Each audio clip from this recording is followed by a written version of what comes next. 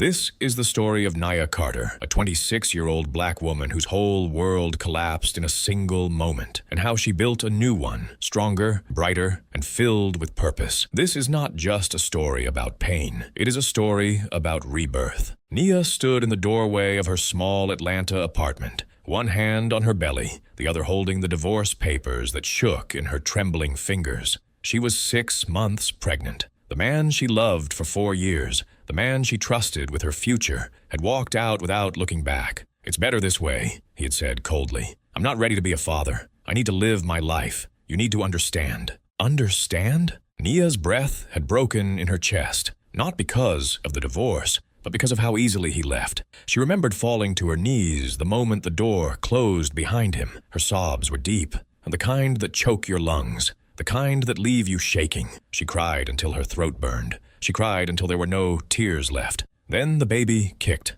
soft, gentle, almost as if saying, "I'm still here." She held her belly, pressed her cheek to it, and whispered, "I don't know how to do this, but I'll try." The days that followed were the hardest of her life. She worked part-time at a grocery store. Her back ached, her ankles swelled. Her manager complained she moved too slowly. But Nia pushed through. Every night she sat alone in her dim kitchen, eating cheap ramen, calculating bills, rent, medical checkups, baby supplies, groceries. Everything was too much. Her ex-husband, Marcus, ignored every message. Not a call, not a check-in, not a single, "Are you okay?" Nia stopped expecting help, but the loneliness was heavy, like carrying the world while being invisible in it. She cried into her pillow nightly, holding her belly, whispering apologies she didn't owe. "I'm sorry you don't have a father who wanted you," she whispered, "but you have me, and I will fight for you." Every kick reminded her that she wasn't alone. She just didn't feel strong enough yet. At 7 months pregnant, Nia fainted at work. The fluorescent lights above her blurred like stars underwater. People rushed around. Someone called 911, but Marcus never answered the emergency contact call. At the hospital, the doctor held her hand gently. "You're dehydrated, exhausted, and stressed," he said. "You need rest." Rest? How do you rest when rent is due? When she came home with discharge papers in her purse, her landlord was waiting at her door. "You're late again," he said sternly. "Next time, I'll have to start the eviction process." Tears burned behind her eyes. Why was life so harsh? Why did pain never pause? That night, she hugged her belly harder than ever, praying, "Please, give me strength." One cold evening, Nia's elderly neighbor, Mrs. Henderson, knocked on her door. "I heard you fainted," she said softly. "You need help, baby." She entered with a bag of food, warm soup, bread-fresh fruit, a soft blanket Nia tried to hold in her tears. "No, no," Mrs. Henderson said, cupping her cheeks. "You don't have to be strong for me. Let it out." For the first time in weeks, Nia allowed herself to cry in someone's arms. Mrs. Henderson whispered, "You're not alone. You're carrying a blessing, not a burden. You think you're breaking, but you're becoming." Those words wrapped around Nia's heart like warmth after a long winter.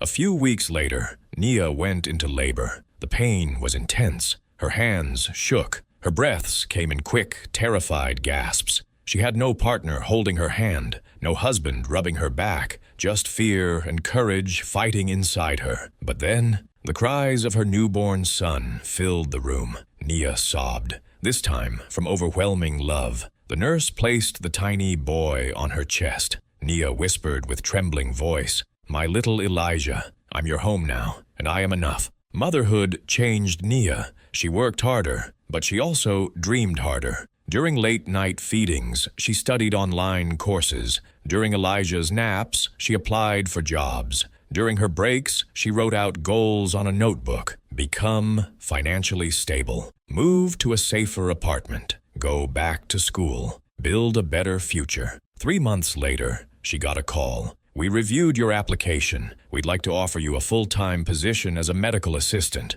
Nia dropped to her knees, crying and laughing at the same time. She looked at Elijah sleeping peacefully and whispered, "We made it."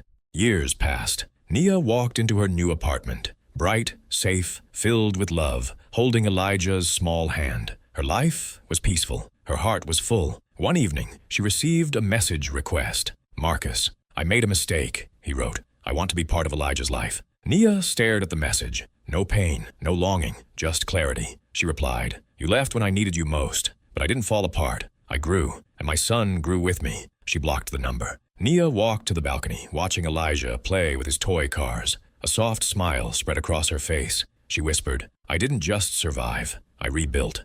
Moral of the story: sometimes the person who walks away from you is the reason you discover the person you were meant to become. You are stronger than heartbreak, braver than loneliness, and more capable than the world ever told you. If this story touched your heart, don't leave without subscribing. Your support helps us bring more powerful stories to people who need hope.